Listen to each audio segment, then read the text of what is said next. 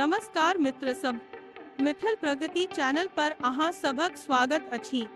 आइ हम अहाँ के लग जेबाक छी मधुबनी जिलाक हरिपुर बख्शी टीओए स्थित प्रसिद्ध दुर्ग मंदिर में, जे खास कर शारदीय नवरात्रिक समय भक्त सभक निष्ठा आ श्रद्धा सन भरल रहैत अछि।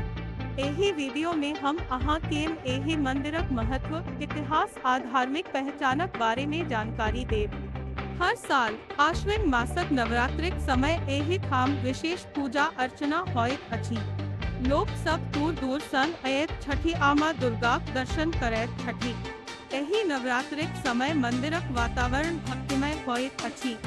एहि ठामक ऐतिहासिक आ सांस्कृतिक महत्व मिथिला क्षेत्रक धार्मिक धरोहरक परिचायक अछि।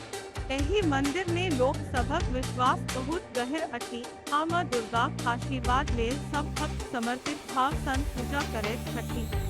हम आशा करैत छी जे एहि वीडियो सन अहाँ के दुर्ग मंदिर हरिपुर बख्शी टीओएल के महत्व आ धार्मिक पहचानक बारे में जानकारी भेटल होय।